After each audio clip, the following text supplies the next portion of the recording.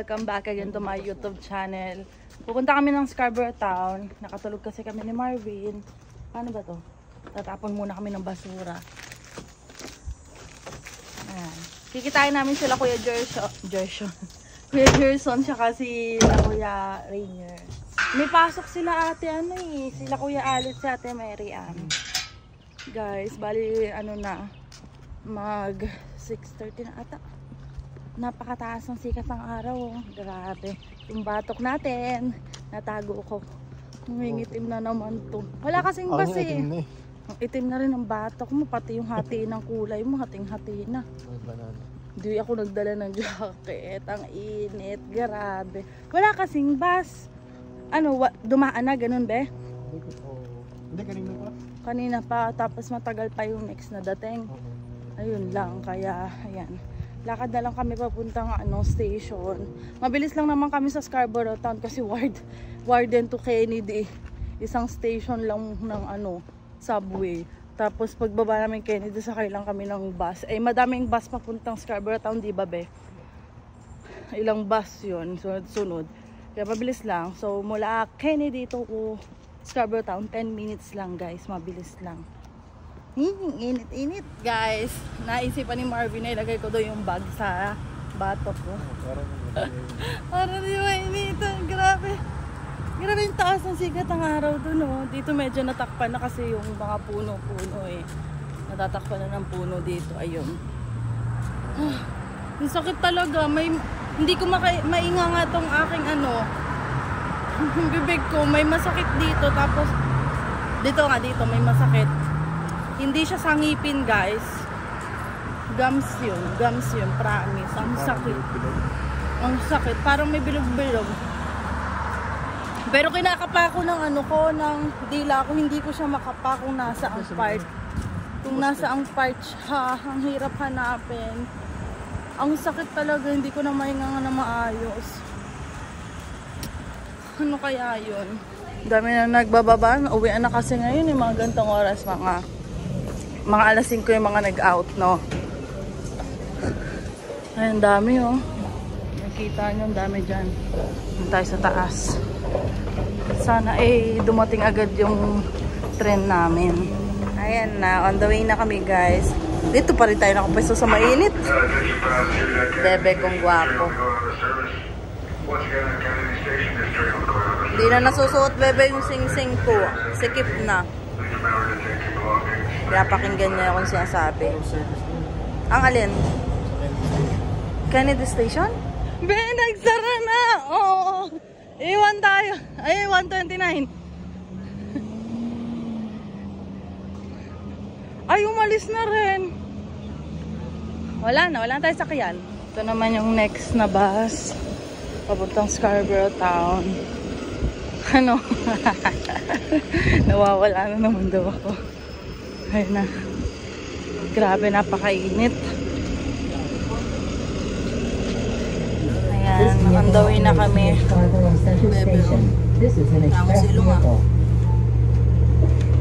Dito na tayo.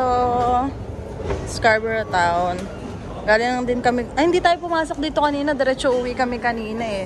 Kasi si Marvin, half day lang ngayong Friday. Nag-gym siya, tapos sinundo niya ako dito. Paano? Nag-gym siya, tapos sinundo niya ako dito.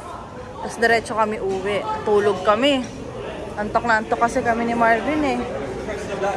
Daming tao ngayon. Dito ang food court eh. Sira na naman? Hindi gumagana yung doon. So dito na lang kami sa kabila dadaan. Naka-sale nga, 70% up. Ang mahal pa rin. Up.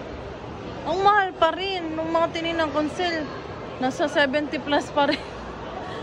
Mga presyo dyan parang... 70 plus? Oo. Parang sa yung mga niya, 100 to 200 yung presyo. Ang mahal pala dun, oo. Mahal dun. Nasa McDo sila Kuya Gerson.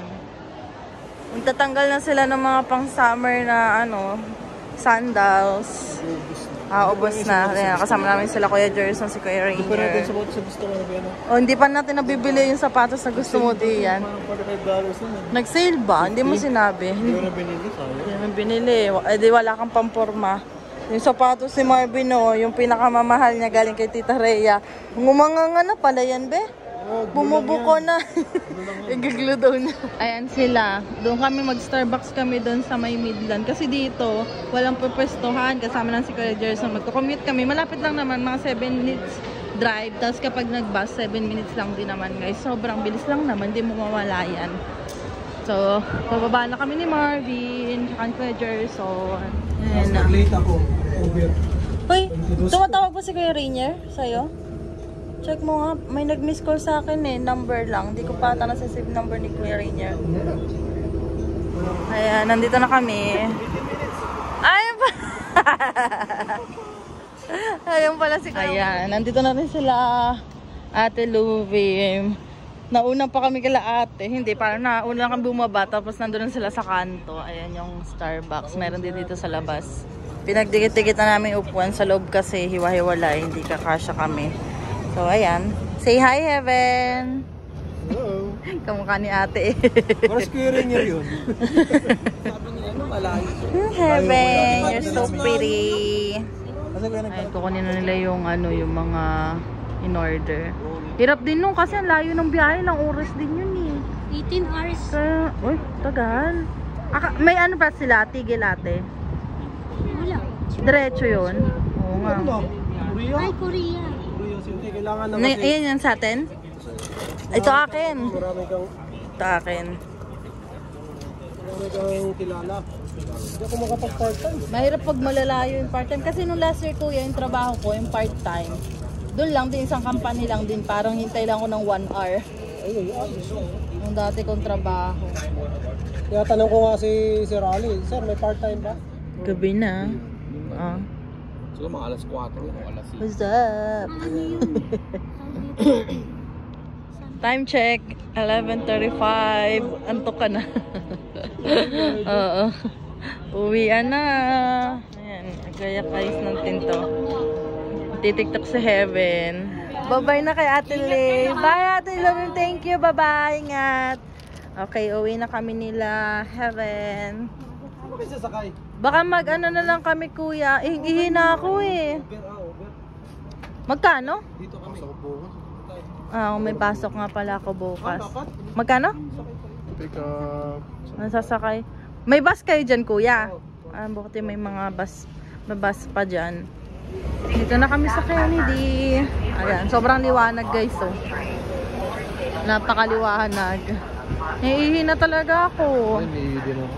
Sana bukas pa yung washroom. Ha? Ay, di, meron pala dyan. May washroom dito, ah. Liwa-liwanag dito para tayong sa ano. Sa kanto nga, sa dulo. Hindi ko na kaya eh. Hindi muna tayo. Doon tayo. Ngayon, kawawa yung iba oh. Mga bagsak na. Hindi nila alam nandito na pala yung subway sa ano, sa pinakadulo, sa Kennedy. Mga tulog pa yung iba eh. Hindi ginigising no be. Lamig naman. Lakas ang aircon. Saan tayo? Dito na. Parang di ko gaya yung gantong oras yung trabaho mo tapos hanggang umaga. Paantok na antok ako nun. Hindi ko pa na-experience. Ay, na-experience ko yun. Nasa hotel pa ako nun, bebe. Kasi alas 4 na kami natapos nun. Gawa nga ng naglinis-linis pa kami. Pero ilang beses lang nangyari naman yun eh. Gawa ng pag umaga, nasa cafe ako 8 hours. Tapos 8 hours naman ako nun sa ano, sa Chardonnay. May mga minsan birthday, kasal, mga ganyan. So, pag natapos ng mga alauna, minsan natatapos alas 12, alauna, alas 2. Siyempre mga ganyan. Nagliligpit pa kami. Anong oras na natatapos yung ligpit? Kaya overtime na. Yung overtime ko nun, napakahaba. Kasi minsan nagsi-16, 8 plus 8, 16 hours. Tapos yung dagdag overtime pa. Ayun guys, bali yung na-stop ko yung vlog ko kasi lumapit si ate, Estrelita kasi nanonood daw sa amin yung asawa daw ni ate. Nag-work siya dito sa TTC. Tapos, yung pangalan ni Kuya, Elmer. Yan, nag-usap-usap lang na taga rito rin din sa Scarborough. Chika-chika, madali lang kasi nag-work, naka-duty si ate. Tapos aalis na rin naman tong tray. Ang Antok na din ako, guys. Mamaya na lang tayo mag-chicken pag nasa bahay. Nag-share ko yung mga ano kasi medyo nadami na rin yung tao dito. Nakakaya naman mag-vlog tayo na may dadaanan sila. Charing. Nandito na kami sa Warden. Maglalakad na lang kami ni Marvin kasi 12 minutes pa. Kung lalakadin namin, mabilis-bilis pa.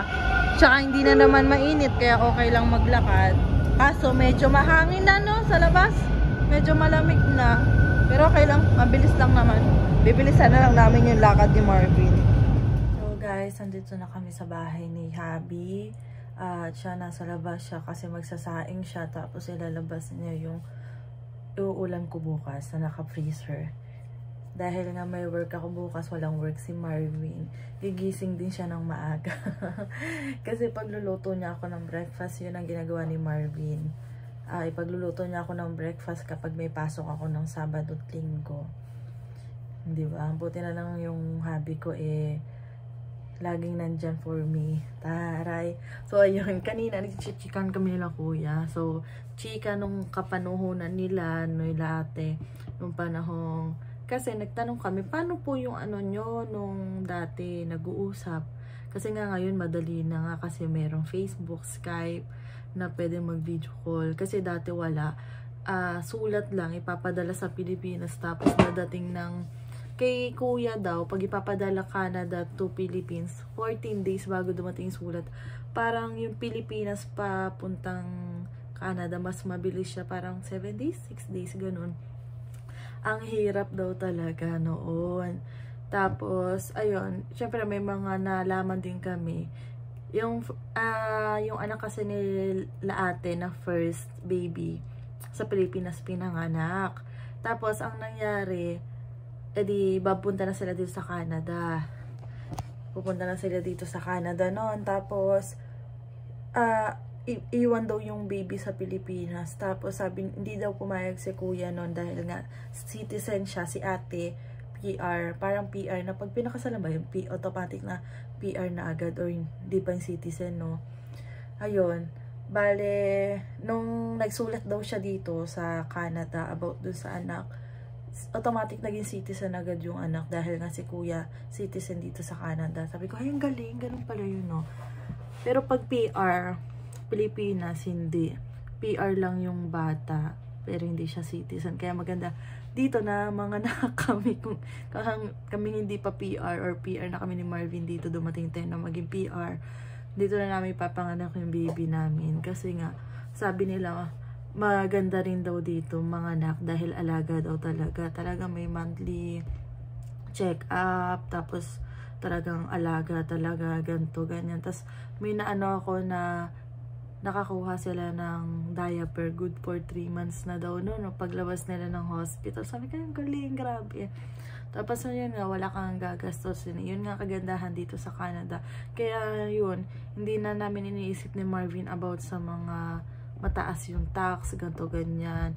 Kasi nga, pag mga emergency talaga, ayun, doon natin magagamit talaga yung pinaghihirapan natin dito sa Canada. Dahil nga, alam nyo na kung anong nangyari sa papa ko, sobrang laking pera talaga. Kailangan mong ilabas sa Pilipinas kapag nagkasakit ka. Kaya nga, yun na kaming pumunta dito sa Canada na gusto namin dito sa Canada. Kasi ayaw namin dumating din sa point na ganun na maubos din lahat ng pinaghirapan namin sa Pilipinas dahil lang nagkasakit kami.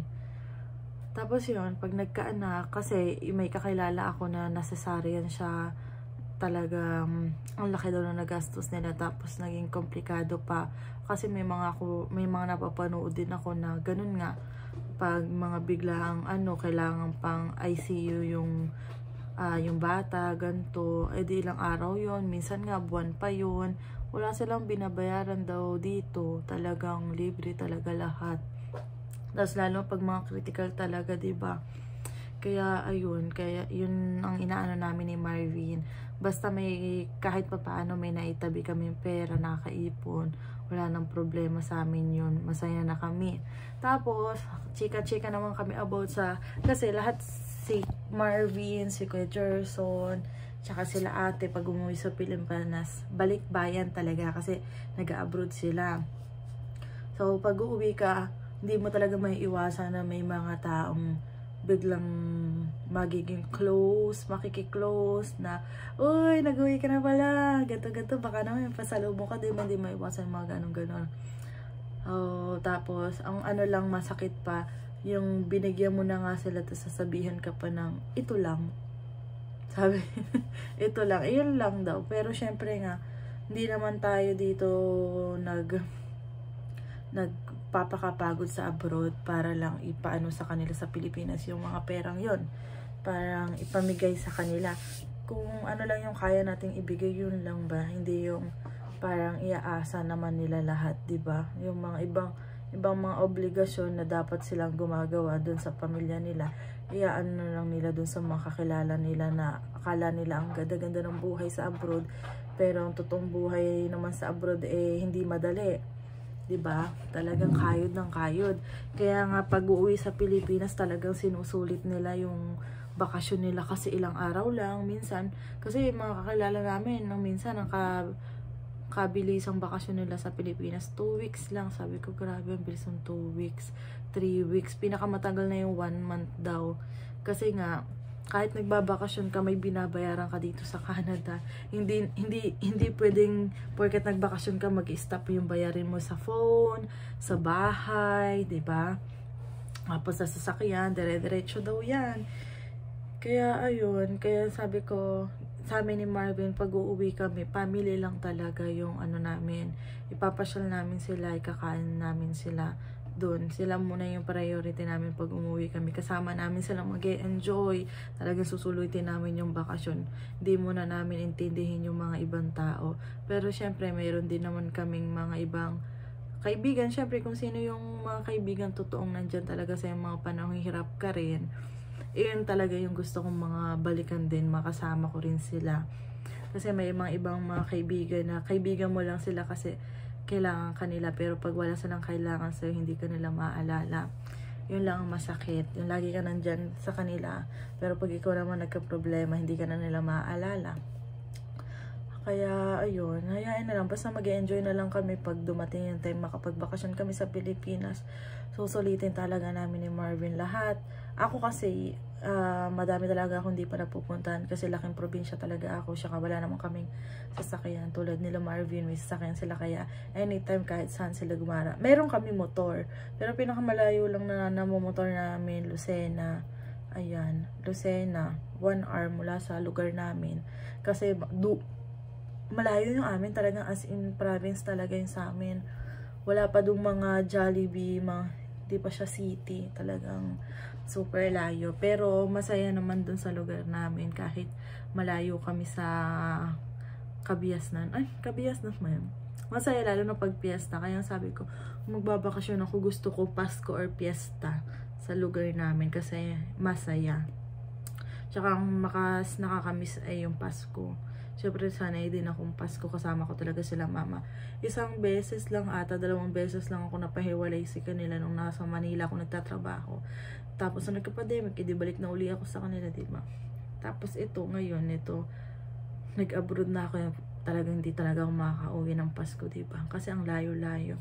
Tapos, syempre, yung ano pa namin, ang iipunin pa namin, plane ticket. Kasi ang mahal din ng plane ticket. Kailangan pag uuwi ka, malaking pera talaga, no? Pero, ayun. Kaya, din. Sabi, nakapag-enjoy naman kami ni Marvin dito. May mga napupuntahan din kami kahit papano, paunti-unti. Pero hindi pa ganun kasagad. Pero nagpaplano nga kami magpunta sa guys, Calgary or Montreal this year. Pero, depende kung matutuloy din. Kasi din namin yung budget namin. Kasi yung kakilala ko, pumunta sila Montreal, parang 1,000 kad ata yung nagastos nila. For 3 days lang ata yun. 2 nights lang sila doon. Sabi ko, ang laki din pala, no? Tapos, yan sa Calgary, balak namin. Gusto ko talagang pumunta ang Calgary. Yun talagang gusto kong puntahan. Tinatanong na ako ni Marvin, kasi 1 week yun, walang pasok sa Pasko. Sabi niya, saan mo gusto pumunta? Gusto kong Calgary, sige, tingnan natin kung kakayanin ng budget natin sa Calgary. Kasi may mga iba pa taming gastusin talaga this year, guys. Pero, kailangan yan. Kaya natin yan. Ayun. Kala mo hindi inaantok, no? ano na din alas 12 na rin kasi gigising pa ako ng maaga mamaya. Nagising ako nung pagdating namin. Kanina inaantok na ako sa biyahe kasi tulog ako sa biyahe. Lagi naman akong ganun tulog ako sa biyahe tapos gisingin na lang ako ni Marvin. Lalo na pagkasama ko si Marvin, napakakampante ko talagang ang himbing ng tulog ko kasi kasama ko naman siya. Gigisingin niya ako tapos pagbagsak na yung ulo ko, hawakan niya yung mukha ko, tataas ng konti. So, ayun guys, magpapaalam na ako, nakapantulog na nga tayo. Don't forget to like and subscribe sa YouTube channel ko, pati yung Facebook page ko, nagiging active na ako ng kauntian, tsaka yung aking TikTok account. Crystal Herrera sa TikTok, Crystal in Canada naman sa Facebook page. Bye!